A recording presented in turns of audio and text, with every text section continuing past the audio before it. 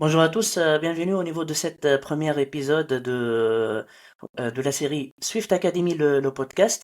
C'est une nouveauté au niveau de domaine des podcasts à minima en France, d'avoir un podcast qui parle de développement iOS. Et c'était l'occasion. Bon, il y a d'autres développeurs qui ont lancé des podcasts pareils. Et j'ai l'honneur aujourd'hui d'être avec, pour moi, un pilier de développement iOS que je connais, principalement à travers SwiftBucket et aussi les meetups. Dernièrement, on s'est rencontrés au niveau de Swift Connect en mois de septembre 2023. C'est Jérôme Alves. Bienvenue Jérôme Alves à Swift Academy, le podcast. Et je te laisse la main pour te présenter succinctement et de nous parler un petit peu de ton parcours. Merci. Bonjour Walid, merci de te Bonjour. recevoir pour ce premier épisode de podcast. Super initiative. C'est cool d'avoir du contenu un petit peu en français pour, euh, pour les développeurs d'ici. Euh, Écoute, ben moi je suis, comme tu disais, un développeur iOS depuis de nombreuses années.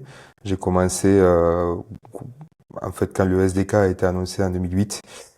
À l'époque, j'étais étudiant, donc je faisais juste pour apprendre. Et à la fin 2010, après avoir quitté l'école, j'ai rejoint une ESN sur Toulouse, voilà pour en faire mon métier. Et voilà, et depuis, j'ai jamais arrêté. Donc j'ai connu à peu près toutes les versions d'iOS et des SDK. Et nous voici ici. Ouais, je pense que tu es le fondateur un petit peu avec d'autres personnes de Swift Baguette. Tu peux nous parler un Alors, petit peu. Ouais, je suis pas le fondateur ouais, concrètement. C'est Julien Goudet, il me semble, qui ok. avait créé Swift Baguette. Mais pour des raisons personnelles, il venait plus trop. Donc le Swift Baguette était un peu dans un état au point mort. Du coup, je suis allé le voir pour pouvoir reprendre un petit peu l'administration, pour avoir les droits de créer des channels et redynamiser un peu tout ça. Donc j'ai fait ça, je crois que c'était il y a 3 4 ans, c'était au début du Covid. Ouais, Donc voilà, pouvoir créer des channels SwiftUI par exemple. ouais, c'est Euh, ça. pour insuffler un petit peu de renouveau dans cette communauté qui est très chouette. Moi j'aime beaucoup parce que bon, je fais du full remote depuis 10 ans. Donc c'est un petit peu mon deuxième espace de travail. C'est mes deuxièmes collègues un petit peu Swift Baguette. Donc voilà, c'est une communauté que j'apprécie beaucoup. Ok. Un petit peu, tu as travaillé dans plusieurs entreprises, je pense dernièrement chez Datadog, Litchi, Ouais. etc. Et je pense chez Deezer. Si tu peux nous comparer un petit peu les trois expériences, ou bien, c'est ce que je connais, les Ouais. expériences en termes en termes de quels sont les technos que vous avez utilisés, la manière de travailler, etc. Et comment tu te fais le choix de choisir, ok, j'aimerais travailler chez Datadog, j'aimerais travailler chez Deezer, etc.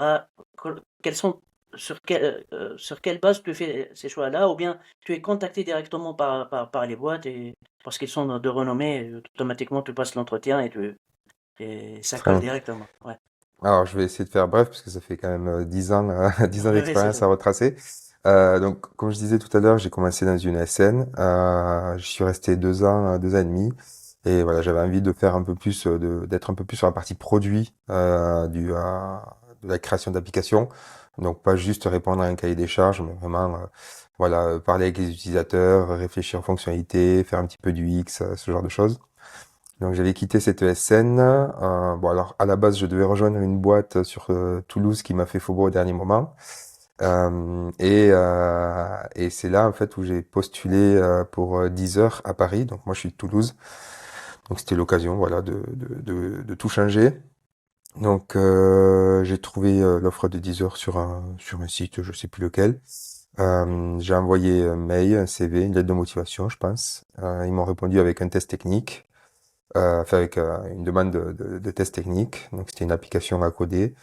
Bon, pour le coup, j'étais plus sous contrat, donc je m'y suis collé de nombreuses heures et j'ai essayé de faire le meilleur test technique possible.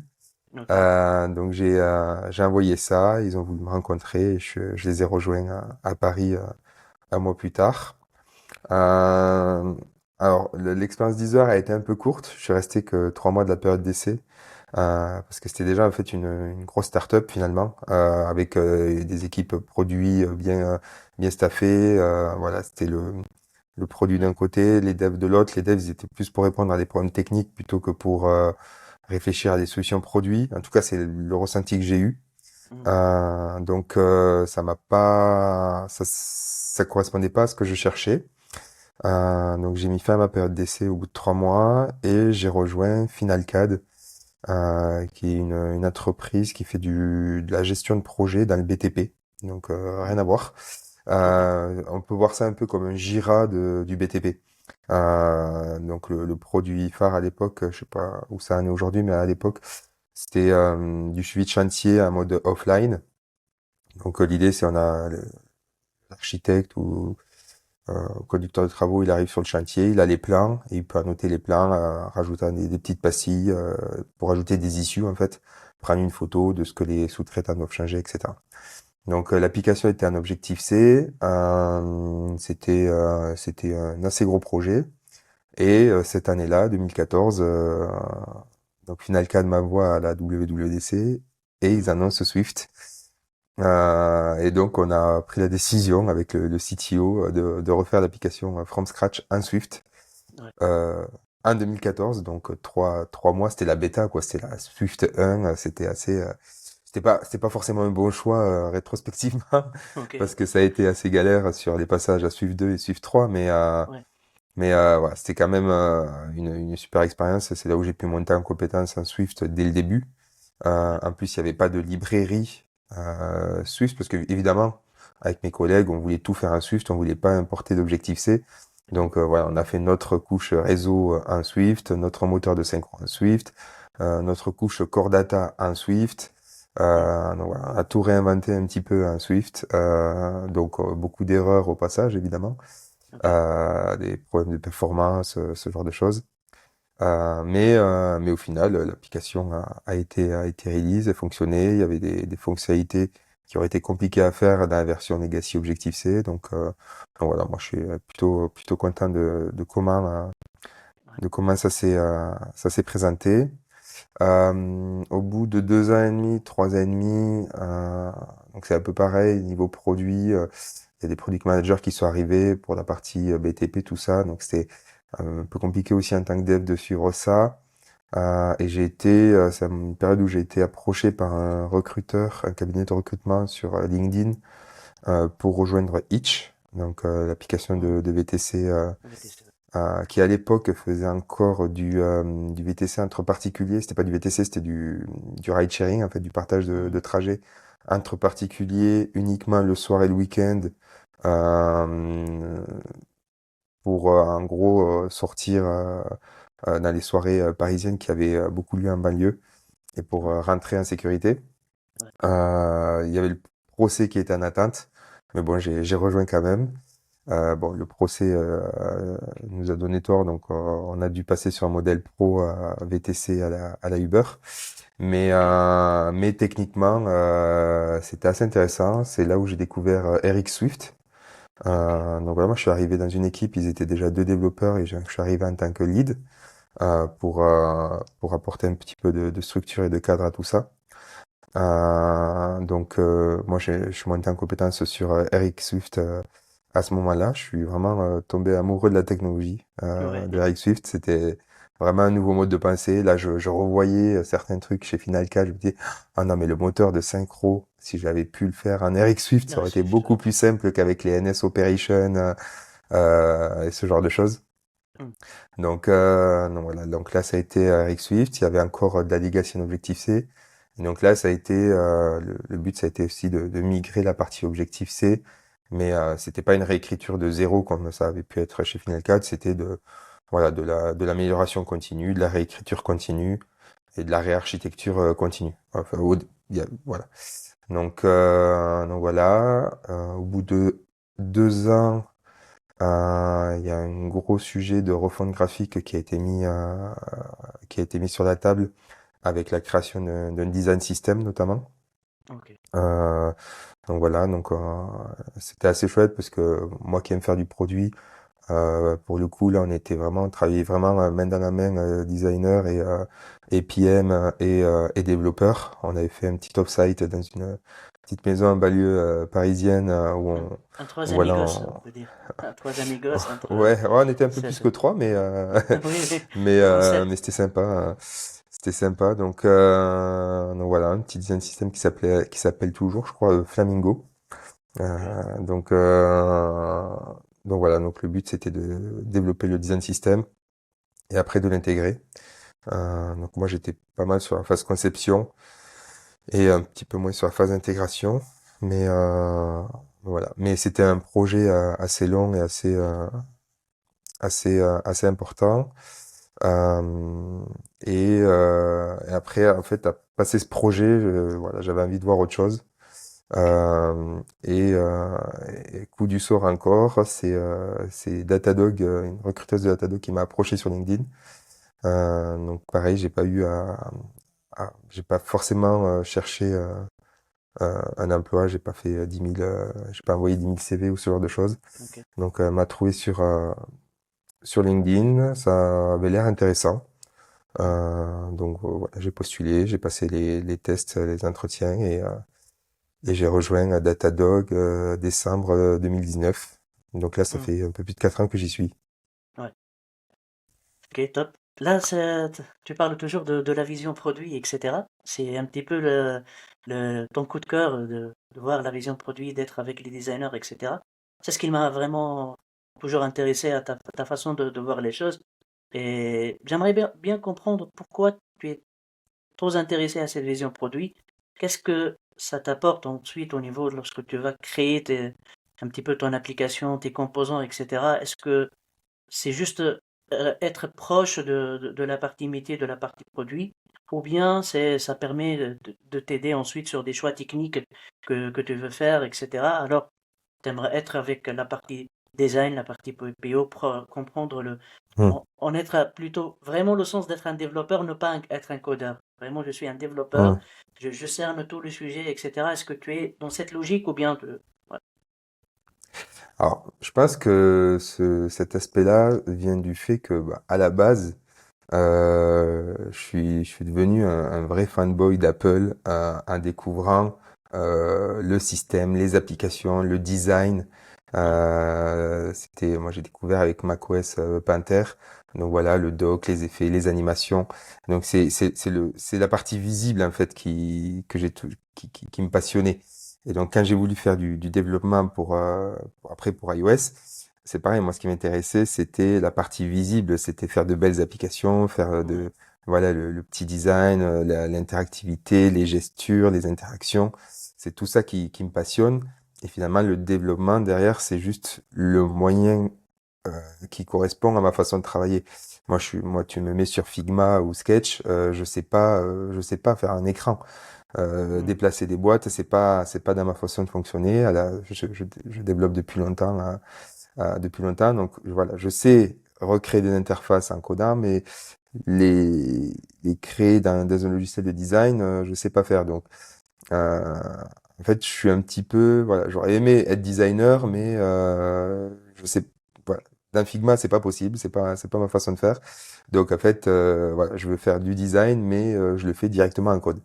Bon, c'est compliqué en temps normal parce que Ouais. ça prend quand même un peu plus de temps de coder que d'expérimenter dans Figma.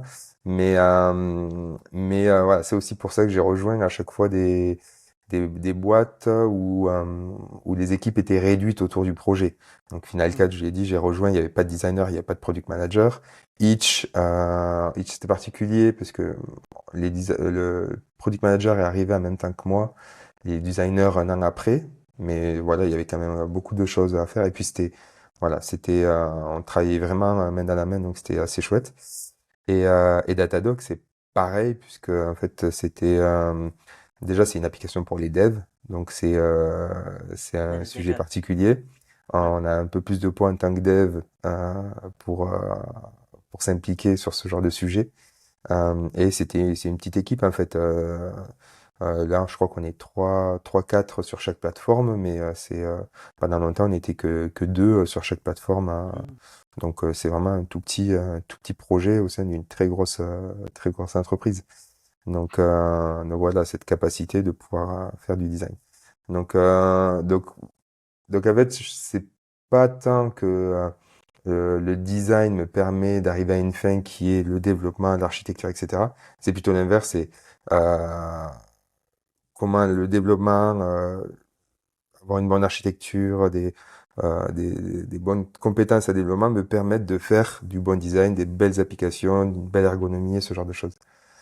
Ouais, Je sais pas je si ça vois. répond vraiment à ta Ouais, ouais, ouais, question. ouais, je vois, je vois. C'est-à-dire que c'est plutôt un souci de répondre aux besoins de design parce que on est des développeurs front-end, etc. Alors, cet aspect de design, il est très important et aussi de répondre aux guidelines de Apple, etc. Comment les choses Mm, se fassent chez Apple, c'est un peu différent et de connaître les exigences derrière graphiques et être challengé, surtout par la partie design. On sait que le design, parfois, c'est beaucoup de challenges en termes graphiques. Le designer, il veut faire un truc, etc. Est-ce que c'est faisable? Est-ce que tu mm. es dans un système de POC, dans les challenges graphiques, etc., des animations? Est-ce que tu pars sur une approche à base de POC ou bien tu as assez un petit peu, tu as une connaissance, une maîtrise du UI-Kit ou bien de SwiftUI, tu dis, OK, là, c'est faisable, on peut faire ça, etc. Et on peut, t'es facilement challengé au niveau Mm. de cette partie ou bien tu sens que à chaque fois, il y a des choses à Ouais. découvrir et tu passes Bah, par un système de POC. Vas-y. il y a un peu des deux. À l'époque, ça va être plutôt quand je travaille sur des animations de concerto avec l'application Android, le designer et tout ça. Mais en fait, un truc que je fais souvent, c'est quand je dois intégrer des écrans. Donc souvent, c'est des PNG, hein, c'est des Figma. Ben, il n'y a aucune indication sur comment les choses doivent être animées. Ben, je vais venir rajouter moi-même les animations. Euh, voilà, ça va être ma petite patte. Je faisais beaucoup ça à Itch notamment.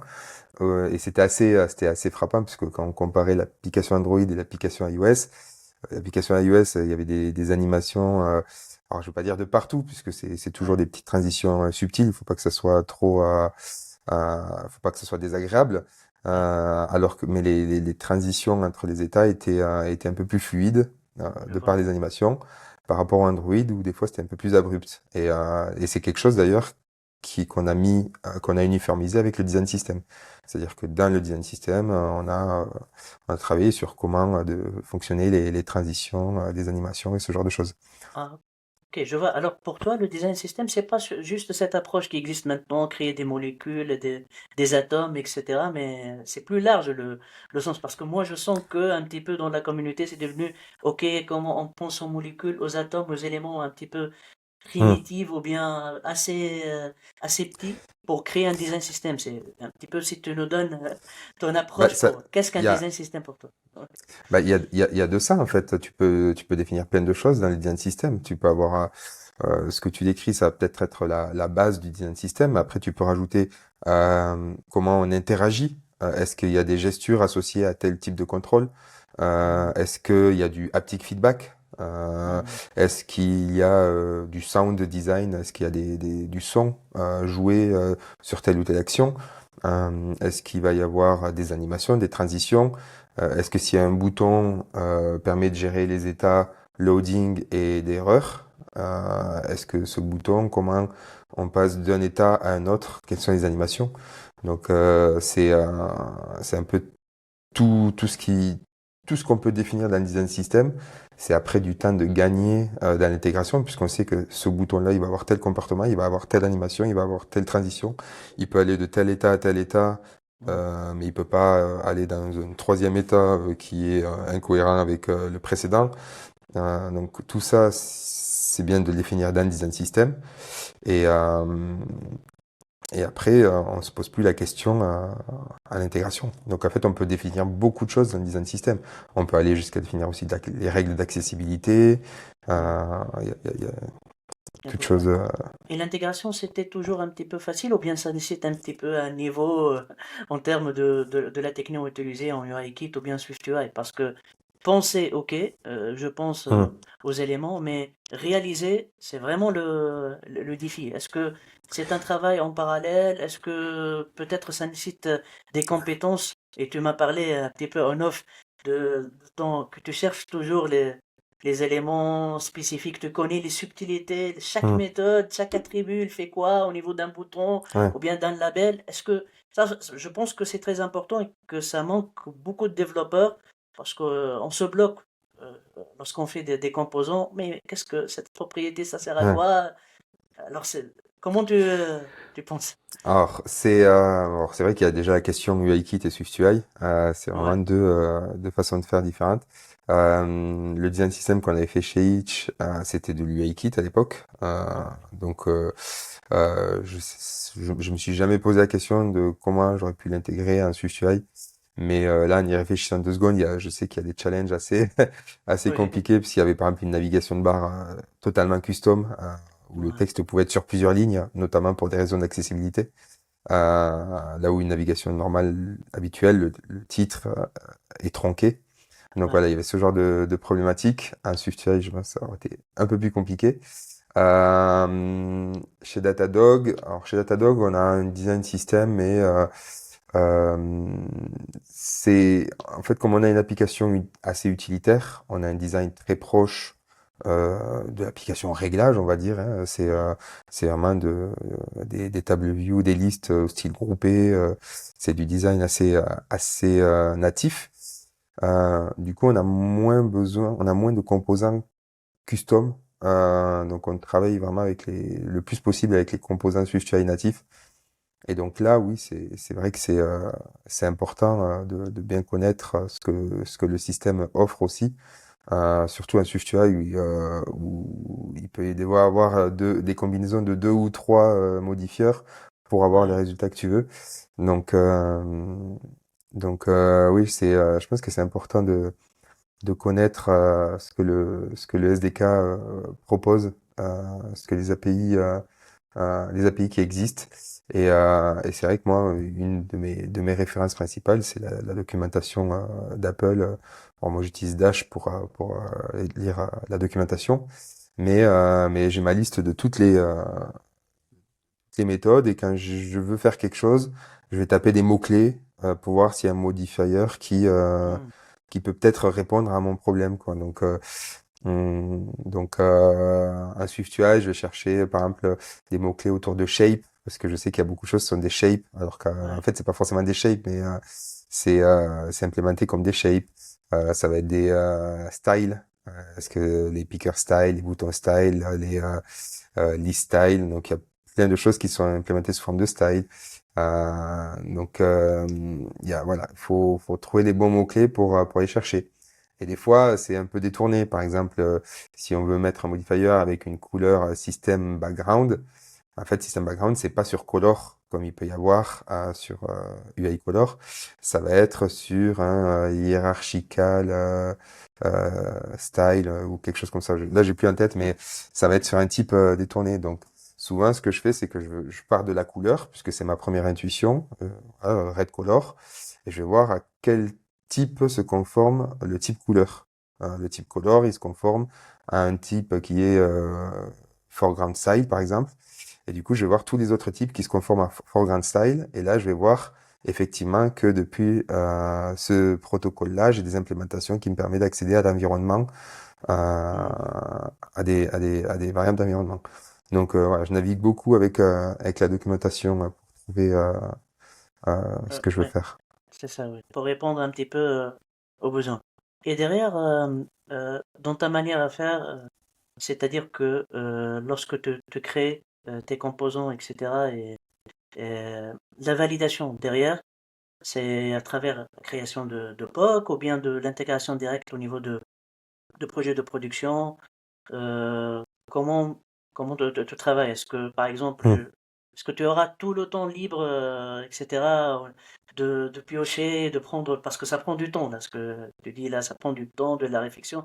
Je sais Mm. qu'avec l'expérience, ça sera plus facile, mais imaginons pour un développeur qui nous entend maintenant ou bien qui nous regarde, qu'il va essayer de trouver de suivre cette démarche. Est-ce que tu vois, c'est un petit peu pour des gens qui sont Ouais, seniors, qui ont de la seniorité, etc., ou bien la plupart, quels que soient des développeurs confirmés ou bien juniors, ils vont chercher au niveau des sites, etc., des points de ouais. vue par ici, par là, qui peuvent être erronés, contradictoires, qui mènent à beaucoup de Obsolète, surtout aussi. obsolètes aussi, qui mènent à beaucoup de confusion. Et que généralement tout le monde il dit ok, si je vais lire la documentation sur un sujet SwiftUI, etc., je suis pas senior, je j'ai pas cette capacité de faire. Est-ce que tu vois que c'est un petit peu, c'est un dogme ou bien c'est erroné de penser de cette manière? Il faut que même un junior, il part par la lecture de la documentation et qu'il faut peut-être qu'il être soutenu par un senior derrière qui va Mm. l'aider à comprendre comment. Je pense que chez Ouais, Datadog ou bien chez Itchy, n'importe quelle boîte, vous n'étiez pas dans le même niveau d'expérience et sûrement que tu as ouais. le temps à faire le mentor sur cet aspect. Mm. Alors, c'est vrai que moi je travaille comme ça parce que voilà, j'ai commencé en 2010, donc il n'y avait pas beaucoup de ressources de blog ou ce genre de choses. Donc c'est une façon d'apprendre que Ouais. j'ai depuis longtemps. À l'époque aussi, je sais pas si tu faisais déjà du développement Objective-C, mais Apple avait les programming guides. Et ils avaient des programming guides sur tous les sujets et c'était des documentations, c'était des alors moi je les prenais en PDF, mais c'était vraiment des e-books quoi. Mm. C'était très complet, ça expliquait comment ça fonctionnait, qu'est-ce qui était possible. C'était vraiment des pièces de documentation incroyables et qui ont disparu au fil des années. Ouais. Donc voilà, moi j'ai appris comme ça, mais c'est vrai que même aujourd'hui en SwiftUI, il y a tellement de blogs, de Ouais. ressources super intéressantes, super bien faites. Euh, je pense à Swift with Majid, Antoine van der Ouais. Lee. Enfin, je peux même pas tous les citer, il y en a trop. Le J'oublie certains fameux noms. Jean Sandel aussi. Très Comme ça, connu, Jean. alors, Jeanne Sandel, il fait plus trop ces derniers temps. Ouais, ouais, depuis presque une année, ouais, Ouais. ouais, ouais, ouais. Mais oui, oui, ça a été une référence pour beaucoup. Mais c'est vrai que en SwiftUI, il y a plein de tous les ou Paul Hudson par exemple, Ah, pour le son, ouais. toutes les API, elles sont vachement explorées à chaque nouveauté. Il y a des billets de blog qui résument tout ça, et c'est aussi assez intéressant pour prendre connaissance des API qui existent. Souvent, je fais ça d'ailleurs, hein, quand un message c'est peut-être des blogs que je vais lire, voilà, à la sortie d'un nouveau SDK, d'une nouvelle version du SDK, pour faire une sorte de What's New with SwiftUI, comme les vidéos WWDC. Mais voilà, c'est juste pour mémoriser un peu, il y a ça qui existe, il y a ça qui existe, il y a ça qui existe. Ça enregistre certaines choses, j'en oublie d'autres, mais ça me permet de voir les choses qui existent. Et après, quand j'en ai besoin, effectivement, je sais plus facilement les mots-clés que je dois chercher justement dans la documentation, ce genre de choses. Mais après, ça m'arrive aussi, bien sûr, de chercher dans Google. Je fais ça tout le temps aussi. Donc, il n'y a pas de, il y a pas Ouais. il y a pas de mal, je pense, à chercher sur Google. Voilà, il faut effectivement être prudent, notamment en Swift et SwiftUI où les versions changent beaucoup. Enfin, des API peuvent changer beaucoup d'une version à l'autre, mais c'est complètement une bonne idée de faire comme ça. Et sur la question des POC, euh, ça m'arrive de faire effectivement des fois des POC dans un projet à part, ne serait-ce que parce que ça compile plus rapidement que de Oui, tester oui, des choses dans c'est le ça. projet réel. Même s'il y a les Swift UI Preview, Ouais. des fois quand on veut tester une petite animation, etc., c'est plus facile de créer un projet, de faire un petit POC là-dedans et après de copier ça dans le vrai projet. Euh, donc oui, faire des POC dans un projet à part pour tester les API. Puis ça permet aussi d'éviter d'avoir des fois des effets de bord ou des bugs qui viennent de quelque chose dans notre code base qui fait quelque chose de bizarre. C'est On ça, en a oui. tous. C'est Donc, ça, c'est donc au logique. moins on a une solution qui marche sur la plateforme. Et après on intègre si ça plaît. Ouais. Donc oui, il C'est faut cool. faire des POC. c'est cool au niveau de.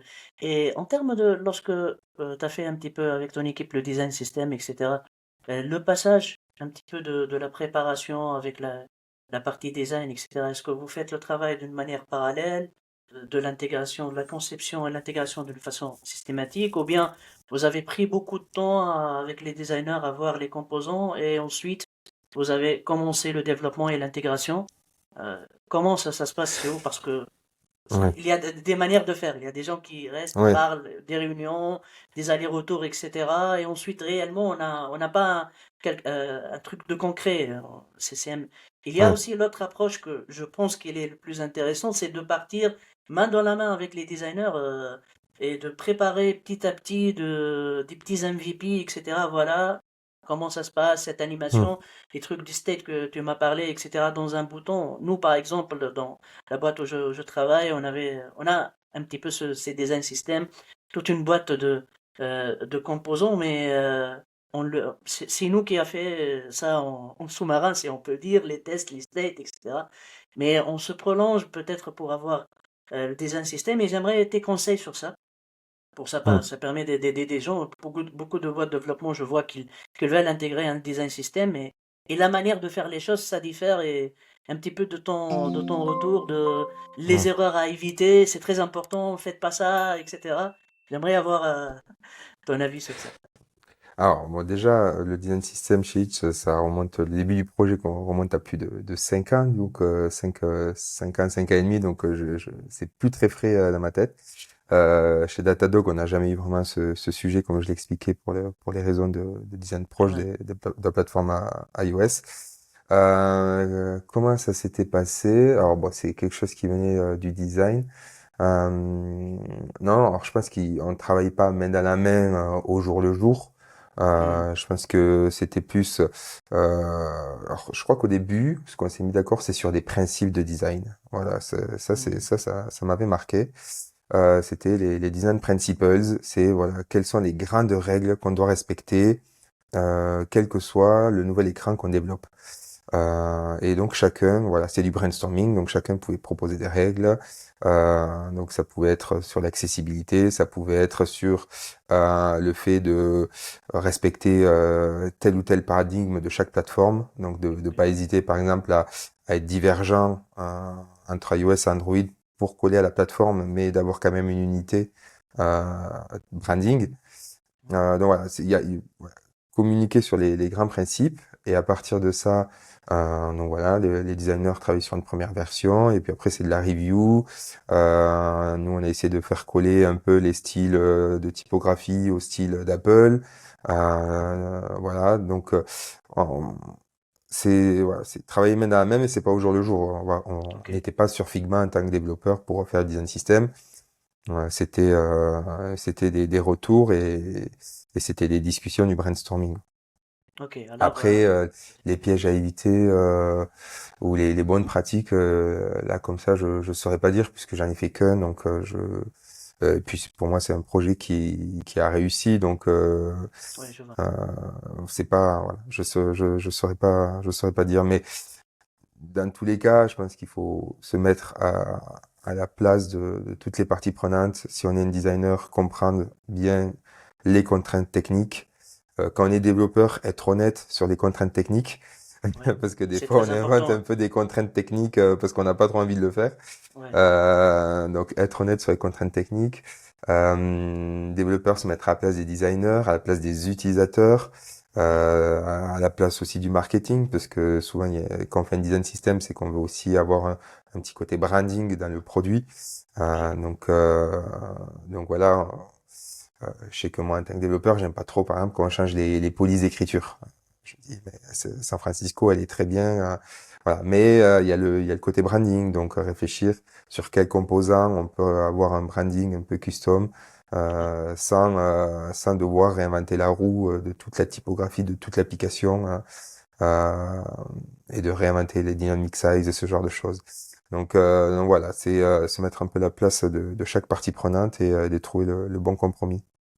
Ouais, je vois. C'est un petit peu, on partage les mêmes idées sur ça. C'est donner, être honnête surtout avec la partie design, et ne pas les bloquer pour dire là je peux pas faire ça, je peux pas faire ça, etc. C'est contre le guidelines de Apple, même si moi je connais pas le guidelines de Apple à la lettre, etc. Mais puisque je suis le développeur, etc. Alors je prends cette initiative malgré qu'il y a des designers qui arrivent du monde de développement, ils savent que ça, oui. C'est pas le guidelines de Apple, etc. Il faut pas mentir aux gens pour passer un petit peu le sujet. Et du coup, c'est très important d'avoir cette perspective parce que généralement, lorsqu'on commence dans une entreprise, le sujet de design system, c'est un sujet flou.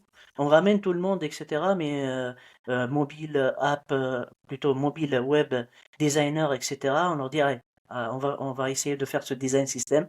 Ok, mais on va le commencer. Ok, il y a des templates qui existent sur Internet. Vous pouvez voir telle entreprise, telle boîte, elle a partagé son design system.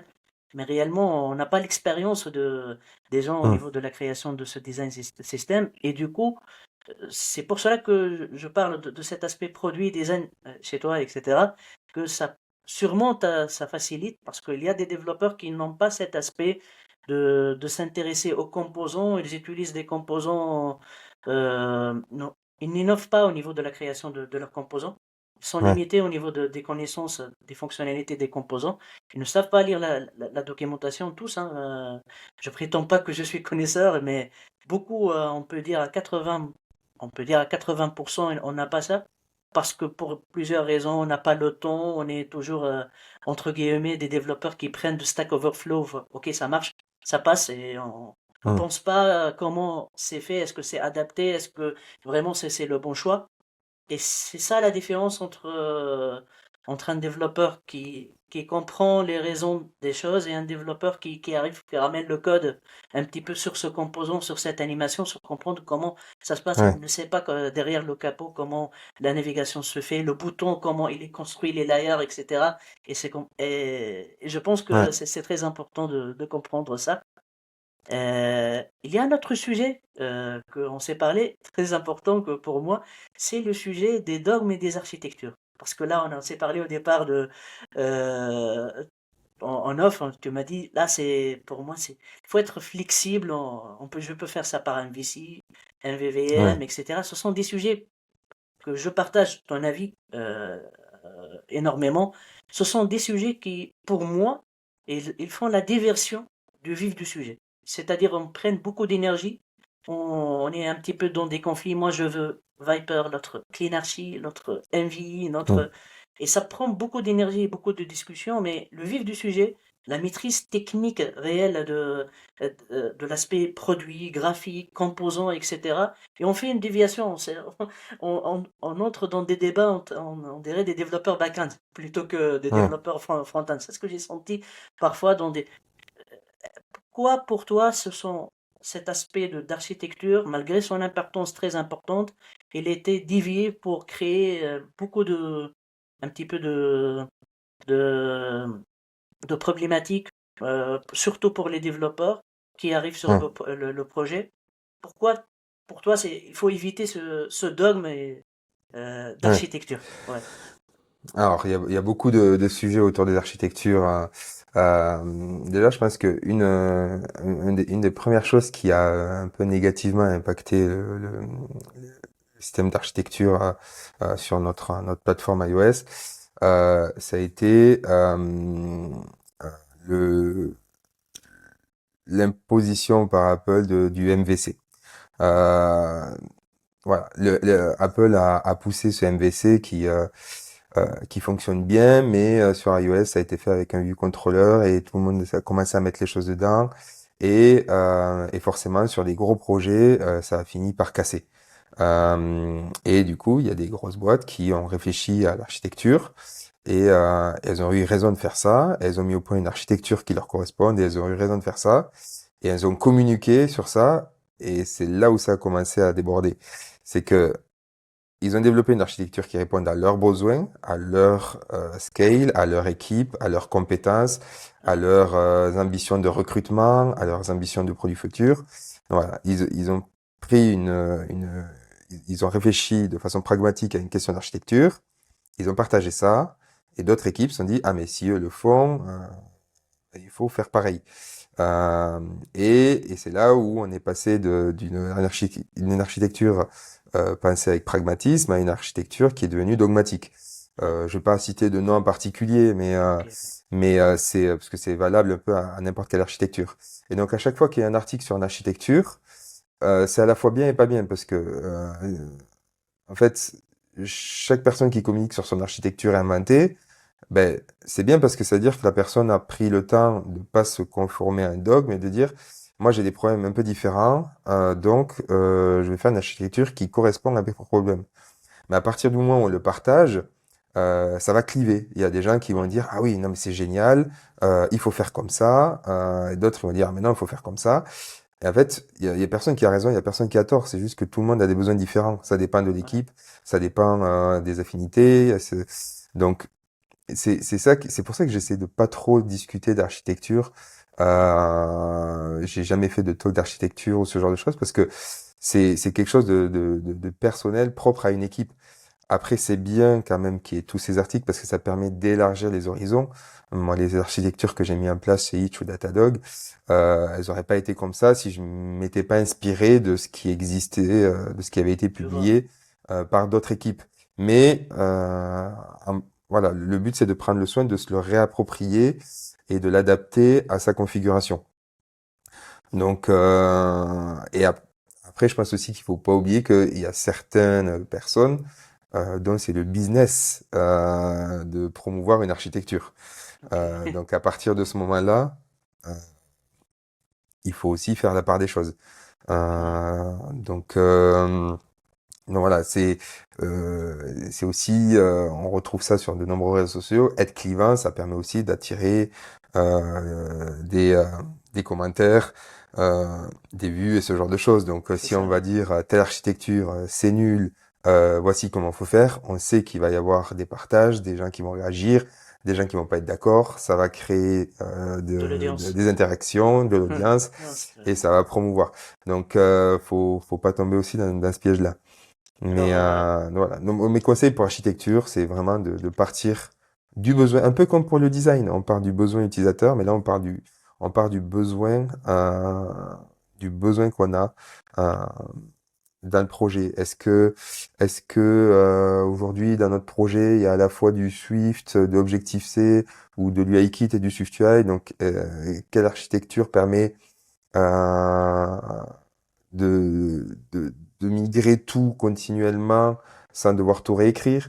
Est-ce qu'on prévoit d'embaucher beaucoup de juniors et il faut quelque chose avec une courbe d'apprentissage simple ouais. ou on va voir, on veut une team vraiment que de seniors qui ont déjà tous bossé avec la même architecture super connue et donc on peut y aller à fond dans ce truc ultra compliqué, mais au moins entre nous, on sait que ça va être simple. Bon, c'est des questions légitimes, hein, je Ouais. blâme pas, il n'y a pas une réponse mieux qu'une autre, mais c'est des questions à se poser. C'est comment on envisage de travailler autour de cette architecture? Est-ce que on est dans un mode où on jette beaucoup de code? Est-ce que voilà, ça arrive on développe une feature, on la teste, elle fonctionne pas, on la jette. Ça peut impacter une architecture. Est-ce que c'est une application qui fonctionne avec beaucoup de feature flags? Si Ouais. c'est une application où tout est à base de feature flag, il faut une architecture qui supporte ce système-là de feature flag et qui permet de jeter rapidement du code une fois qu'une expérimentation est terminée. Pareil pour la B-testing, pareil pour, enfin, il y a plein de choses à prendre en compte pour, euh, pour architecture, Ouais, parce pour que choisir une ce que je architecture. comprends que tes conseils sont principalement, c'est de ne pas entrer dans ces dogmes-là, principalement parce qu'il y a des développeurs qui nous entendent, qui entrent dans le développement iOS, etc., qui sont un petit peu bombardés par des architectures par ici et par là, et aussi dans les entretiens des exigences sur la connaissance de certaines architectures pour recruter le développeur qui, Hum, à mon sens, ça n'a pas de sens de recruter une personne parce qu'il connaît telle architecture, parce qu'il connaît tel, je sais pas, RX Swift ou bien Combine. Si tu connais RX Swift, hum, tu es le bienvenu avec moi. Tu connais pas Combine, t'es pas le bienvenu avec moi. Tu connais pas ouais, SwiftUI, je te recrute pas, malgré que, en termes de pensée, d'intelligence, de réflexion de la ouais. personne, au niveau de l'entretien, tu sens que cette personne vraiment, il pense bien, etc. Et malheureusement, ce dogme-là, il a petit à petit entré dans, dans le développement, dans la communauté de développeurs iOS, surtout, comme tu dis, avec les formations qui arrivent par ici, par là, pour dire, OK, là, je vous apprends la cleanarchie, vous serez Mais des gourous de encore, la clean. Ouais, ouais, c'est pas un mal, par exemple, ouais. d'avoir des formations sur la clean archi. Oui, C'est une architecture qui existe en entreprise. Donc, si on vise, admettons, mon entreprise de rêve utilise la clean archi, c'est ouais, plutôt dans mon intérêt de me former à la clean archi pour ouais, montrer à l'entretien que je connais, que je me suis formé, que je je saurais vois. m'adapter. Donc, je dis pas qu'il faut pas avoir de formation autour de ces sujets-là. Au Ouais, contraire. Mais ce qu'il faut éviter, c'est de s'être formé pendant 5 ans à la Cleanarchy, d'arriver sur un projet qui est en MVC et de dire, ah non, mais c'est quoi ces guignols? Ils ont toujours pas compris que la Cleanarchy, c'était ce qu'il y avait de mieux. ouais, c'est ça. Non, c'est pas, c'est là où on rentre dans le dogme. C'est C'est qu'on ça. on voit que l'architecture n'est pas comme j'aimerais qu'elle soit, donc elle est forcément mauvaise. Non, il y a sûrement plein de raisons qui expliquent que des fois c'est des raisons juste historiques. C'est juste que voilà, C'est historiquement ça ça, n'a pas ouais. pu se faire. Ça, on casse pas quelque chose qui fonctionne. Il y a pas, c'est une petite équipe, donc Ou bien ça voilà, coûte cher faut. de redévelopper aussi. Il y a des raisons parfois du business parce qu'on n'a pas Ouais. le budget pour faire ça, malgré qu'on sait que Mm, peut-être migrer vers une Clean Archi, Viper, je sais pas quoi, architecture, mm, c'est la bonne, mais on n'a pas le budget. Ça coûte de l'argent de mm. développer les choses. C'est pas toutes les boîtes qui ont cette Mm. possibilité. Et du Et coup, c'est l'environnement parfois qui, ce que j'aimerais toujours aussi parler, est-ce que le choix de l'entreprise pour un développeur qui arrive dans le domaine de développement iOS, il doit peut-être avant de s'intégrer, connaître dans quelle boîte il veut évoluer, comment il se projette au niveau de son carrière, etc. Et est-ce que tout le monde il a cette possibilité de faire le choix? C'est-à-dire parfois, j'ai pas ce choix-là, je suis dans une période assez critique. Je connais que peut-être intégrer une équipe ou bien une boîte, ça va pas mm, m'apporter quelque chose, mais derrière, je perds du temps, je perds des années parfois parce que j'ai pas une autre solution que rester dans mon un petit peu de zone de confort. ouais. Et pour toi, on passe un petit peu vers un petit autre, ce qui est relié aussi au sujet de l'architecture, parce que beaucoup de monde, ils font des entretiens, etc. Ils font beaucoup de travail pour intégrer une boîte. C'est juste parce que c'est un besoin pour survivre, etc. Et est-ce que pour toi, il faut le faire parce que on a une vie à gérer ou bien non, j'intègre pas des boîtes qui n'appliquent pas les bonnes manières de travailler, etc. J'aimerais toujours ou bien partir sur mon propre projet. Pour Mm. toi, quel est le juste équilibre au niveau de ce sujet? C'est impossible d'avoir une réponse universelle à ça. Chacun a des Oui, objectifs différents. ouais, Moi, je t'ai expliqué, ce qui m'a toujours motivé à changer de boîte, c'est de repartir sur un petit produit, sans product designer, sans product manager, pour m'impliquer un peu ok, sur toutes ces parties-là. Donc moi, c'est ce qui a toujours motivé mes départs. Euh, euh, tout le monde n'est pas comme ça et heureusement parce que sinon il y aurait des teams il y aurait des turnovers assez impressionnants dans toutes les oui, équipes si tout ouais, le monde change tous les 3 ans comme moi mais ouais, non mais en vrai il y a des personnes qui sont pas du tout products et elles sont très pointues technologiquement et ce qu'elles aiment c'est le challenge technologique des dimensions de scale. Il y a des développeurs qui adorent bosser sur des applications où il y a 50 développeurs à ouais, travailler dessus parce que c'est des challenges humains, c'est des challenges d'architecture, c'est des challenges d'organisation, c'est du tooling à créer pour supporter ouais, ça, c'est peut-être intégrer du Basel pour fluidifier les temps de compilation, c'est des problématiques différentes à gérer. Tout, en fait, il faut chercher une entreprise qui correspond à ce à quoi on aspire. Donc, si vraiment toi, ce que tu adores, c'est faire de la clean archi. Euh, oui, il va pas t'embêter à aller dans une entreprise qui fait du MVC depuis 10 ans et pour essayer de les convaincre de faire de la clean archi. Je pense que c'est peine perdue. Pareil, je pense pas que il faut que tu rejoignes une équipe qui démarre sur un projet parce que développer un MVP avec de la clean archi, pareil, Ouais, c'est un petit peu c'est un petit peu overkill. Donc si tu es dans une boîte où tu t'ennuies et que tu veux changer, ouais, c'est important, je pense, de faire la liste de ce qui te tient à cœur, de regarder les entreprises qui peuvent correspondre à ce que tu cherches et d'en choisir une. Je suis du genre, alors, je suis du genre, je dis ça, mais j'ai eu la chance de pas avoir à être dans la recherche active puisqu'on on m'a toujours abordé sur LinkedIn. ouais, Mais bon, ce que je veux dire, c'est que des messages sur LinkedIn, j'en reçois souvent et je n'ai répondu euh, qu'à ceux pour lesquels j'avais vraiment envie de rejoindre la boîte après avoir je vois. vu ce qu'ils faisaient, les technos qu'ils utilisaient, etc. Donc ça marche dans les deux sens en fait, quand quelqu'un nous approche ou quand on recherche activement.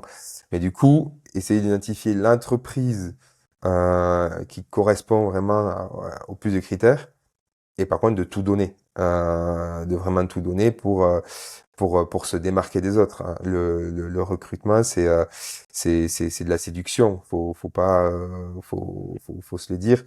Ouais, On est en concurrence avec d'autres développeurs qui sont tout aussi talentueux, qui ont oui, aussi de belles expériences dans les boîtes. Voilà. Donc, quand on cherche à être recruté quelque part, faut savoir se vendre, se mettre en avant. Donc, s'ils ont des tests techniques, des coding games, etc. Alors il y a beaucoup de devs qui n'aiment pas ça parce que ça ne ouais, reflète pas les compétences qui seront mises en œuvre au jour le jour. ouais, Oui, mais peu importe, la question c'est pas est-ce que tu veux révolutionner le système de recrutement de cette boîte-là ou est-ce que tu veux d'abord rentrer dans cette boîte-là et après tu pourras faire ouais, ce que tu veux si tu veux c'est changer ça. le mode de recrutement. Mais Ouais, là, la question c'est est-ce que tu veux les rejoindre? Si tu veux les rejoindre et que c'est leur système de recrutement, bah, soit tu joues le jeu, soit tu passes ton tour. Mais si tu décides de jouer le jeu, faut y aller franco. Moi, chez Datadog, il y avait des exercices d'algorithmie. En plus, c'était très transparent. On m'a dit, voilà, il y aura ça, ça, ça et ça. Assure-toi de bien connaître la Bigo Notation, ce genre de choses. c'est ça. C'est quelque chose avec lesquelles j'étais familier, mais sans plus.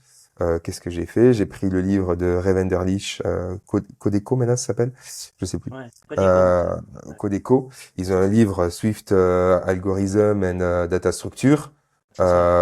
Bon, ben, je me suis enfilé le livre sur le trajet des vacances. J'ai revu tous les algorithmes, la Bigo Notation. Voilà, j'ai travaillé mon sujet C'est un et livre lourd déjà. C'est un livre vraiment, je le connais, c'est un ouais, mais livre très lourd. pour le coup, c'est quelque chose que j'avais jamais trop abordé, Ouais, donc c'était intéressant. J'ai appris plein de choses et d'ailleurs, c'est assez drôle puisque de prime abord, je peux me dire, oh, ça va jamais me servir.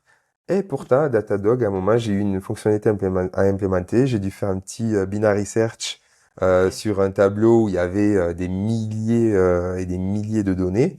Bah, du coup, j'avais ce bagage-là pour implémenter Ouais, ça de c'est façon ça. efficace. Donc voilà. Donc, faut se donner les moyens. S'il y a un test technique à faire à la maison, une application, etc. J'en parlais sur LinkedIn il y a pas longtemps. Bah, le test technique à faire à la maison, c'est quelque chose, a priori, on a un peu plus de temps.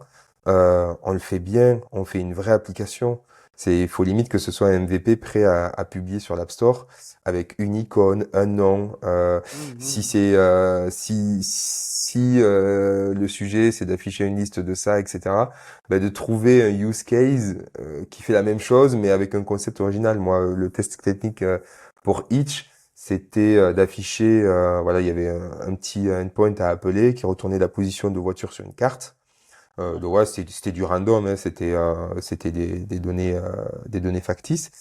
Il ouais, fallait juste les animer sur la carte. Mais moi, j'ai imaginé une application d'espion. Ça s'appelait Spide. Et du Ouais. coup, on était un espion et il fallait choisir sa cible. Et donc voilà, on pouvait sélectionner la version et du coup, ça suivait à la trace la voiture. Donc j'ai imaginé un produit autour du test technique. Voilà, donc je répondais aux contraintes techniques, mais j'ai imaginé un produit. J'ai fait une icône, un C'est splash toujours la screen. vision. Ouais. Voilà, mais du coup, je pense que ça permet vraiment de se démarquer. Parce Ouais. que non seulement, voilà, je montre que techniquement, je sais répondre à ce qui est demandé, mais je vais chercher un peu plus loin et je pense que c'est important. Un truc qu'on peut faire aussi, c'est aller éplucher les blogs engineering. Donc, par exemple, quand on rejoint une grosse boîte, quand on veut rejoindre une grosse boîte, il y a souvent un blog engineering où ils Logique. parlent de leur challenge technique, où ils vont peut-être expliquer l'architecture qu'ils utilisent ou ce Ouais. genre de choses. Mais si on va éplucher ça, et si on voit que l'entreprise fait du Viper, eh bien, on va faire du Viper et on va dire dans le README, j'ai vu dans votre article que vous avez eu ça, ça, ça et ça. Vous avez eu Ouais. ces problèmes-là, voilà. Donc j'ai voulu vous montrer que je fais du Viper. Et ça montre une démarche proactive. On se dit, C'est ah, ça. ok, il est allé voir notre blog engineering, il s'est intéressé aux problèmes qu'on a, aux use cases auxquels on a dû répondre. Ça démarque de base, ça démarque entre Ça quelqu'un qui fait démarque. Ouais. ça et quelqu'un qui le fait pas. Ouais. C'est Donc, ça. Ouais. Ouais. Des très bons on a un peu conseils. dérivé C'est sur le recrutement, mais c'était un peu la bah, c'est question. important, surtout parce qu'on a parlé au niveau de la partie produit design, même au niveau du test que tu fais, tu t'intéresses aux icônes, etc., à la façon, au produit, et tu imagines le produit à la fin, l'histoire là de l'application pour Etsy, etc. C'est très intéressant de se démarquer par cette vision. Alors c'est ton point fort, Hmm. etc. Et tu essaies de montrer ça. C'est très important. En fait, presque on a passé une heure là. Je te laisse le mot de la fin parce que peut-être que on a du travail ensuite à faire, etc. Et du coup, je te laisse le mot de la fin, Jérôme. Et surtout, un dernier conseil pour les développeurs juniors, etc., les nouveaux développeurs. C'est très important pour moi qu'on passe par ce podcast pour donner un conseil, à part le mot de la fin, parce que c'est très important d'aider Hmm. les développeurs. Je vois surtout beaucoup de monde sur SwiftBucket, etc., qui est de nouveaux développeurs qui arrivent, plein Ouais, d'enthousiasme, etc., qui arrivent d'une reconversion et même des ingénieurs, etc., qui arrivent d'un bac plus 5 ou bac plus 2, on ne va pas c'est s'intéresser. ça. Le mot de la fin et un petit conseil pour les C'est vrai que nouveaux. c'est la question des juniors est assez délicate. Moi, j'ai eu la chance de commencer à une époque où tout le monde était junior, puisqu'en 2010, le SDK venait de sortir. À quelques mois après, ça venait de sortir, donc il y avait que des juniors, donc c'était pas un problème. Les entreprises Voilà. recrutaient des juniors et elles étaient pas embêtées avec ça, Mhm. alors qu'aujourd'hui, les entreprises sont assez frileuses, donc c'est assez dommage. Bah, les conseils que j'ai aux juniors, c'est un peu ce que je viens d'expliquer, c'est de se démarquer d'une façon ou d'une autre. C'est si on peut pas se démarquer par rapport au nombre d'années d'expérience sur le CV, bah, c'est de montrer qu'on est proactif différemment et que peut-être par rapport à un senior qui va tout miser sur son CV, ben voilà, de montrer que ben, nous on a fait des recherches sur l'entreprise, on est allé voir le blog engineering, on s'est intéressé aux problématiques, on on est allé un peu plus loin que ce qui était demandé et, et de pas avoir peur de le faire. Un autre conseil que je peux avoir, c'est peut-être aux juniors de tenter des plus grosses boîtes. Souvent, on se dit, bah, non, je suis junior, je peux pas postuler chez Apple ou Google. Mais en fait, faut savoir que plus une boîte est grosse, plus elle a de capacité à former des juniors. Donc, d'ailleurs, souvent, ces grosses boîtes-là américaines, elles ont des programmes spéciaux pour les stagiaires. Tous les années, elles prennent des stagiaires et souvent les stagiaires après, on leur propose un CDI parce que voilà, elles ont ces capacités-là à embaucher des juniors. Et en tant que junior, vaut mieux atterrir dans une grosse boîte, dans une grosse équipe bien encadrée, que d'atterrir dans une start-up qui prend un junior pour faire son MVP parce que ça coûte moins cher Sauf que du coup, il y aura aucun senior autour qui va pouvoir guider le junior. Il va y avoir une pression de dingue parce que voilà, quand on fait un MVP, on est dans une startup, il faut délivrer rapidement. Faut être agile. Et l'agilité, ça s'apprend quand on est junior. L'agilité, c'est un peu compliqué de se dire, attends, mais j'ai fait ça, j'ai passé du temps, j'ai galéré, je me suis arraché, j'ai passé 3 nuits à faire ce truc parce que, et là, tu me dis, on le jette. Enfin, bon, ça peut être compliqué. Là où dans une entreprise, les choses, elles vont être beaucoup plus, dans une grande entreprise, les choses, elles vont être beaucoup plus cadrées, réfléchies en amont, etc. Donc voilà, ne pas avoir le syndrome de l'imposteur en se disant, je suis pas capable de rejoindre un Apple, un Google ou un Datadog. Parce que en fait, je pense que ces entreprises-là sont plus aptes à embaucher de juniors et embauchent plus de juniors que des startups, que des startups. Euh, et après, voilà, les juniors, faire une app sur le store. Si t'es pas dans une boîte, si t'as pas de travail et que tu veux te faire démarquer, fais une application, mais fais une application pas une application de portfolio, pas un tuto, pas une to-do list. Trouve un besoin, ça peut être un besoin à toi, mais trouve un besoin, réponds à ce besoin et monétise l'application. Montre que Ouais, tu as un côté business. T'es ouais, pas là pour faire une application gratuite. T'es pas là ouais. pour... c'est pas une application, c'est... Montre que tu sais penser à tout ce qui tourne autour Du du produit, développement. Donc voilà, développement faire du produit, produit. du marketing, réfléchir à toutes ces questions-là. Et c'est très formateur. C'est très formateur. Et en plus, après, on comprend mieux les problématiques. Quand on arrive dans une équipe, on va comprendre des problématiques marketing, des problématiques design. Donc Super. voilà, élargir un petit peu son panel et si on est junior, qu'on trouve pas de travail, plutôt que de faire 15 tests techniques à droite à gauche et d'être refusé, ben fais une application à toi, C'est ça. publie-la si t'as le temps. Alors, après, je Et sais puis le que branding, c'est voilà, le branding, voilà, c'est important. c'est du et ça fait aussi ton personal branding. Mais C'est ça. je dis ça, c'est pas simple, hein, mais je pense que c'est quelque chose, voilà, ça aide à se démarquer. Ouais, c'est important. Ouais. En tout Trouver cas, une façon de se démarquer. en tout cas, merci à toi, Jérôme. C'était vraiment très sympa de la discussion. Ça a pris 1 heure, mais le temps il était pris très rapidement et un petit peu très vite. On a parlé de tout, principalement de la vision produit, comment tu vois tout ce qui est aspect graphique, etc. Mm.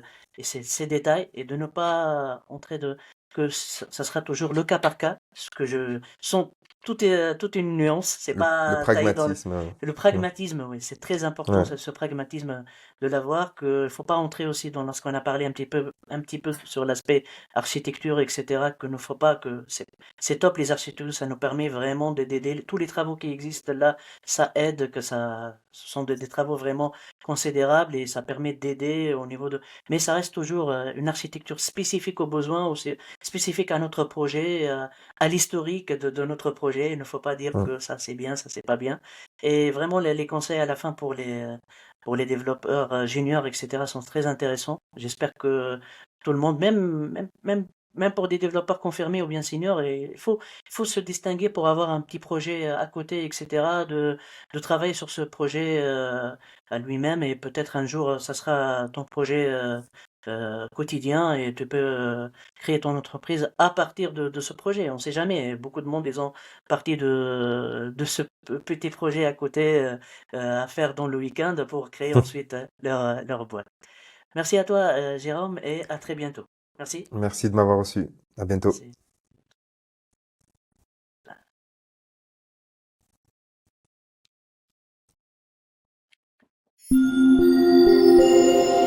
Merci.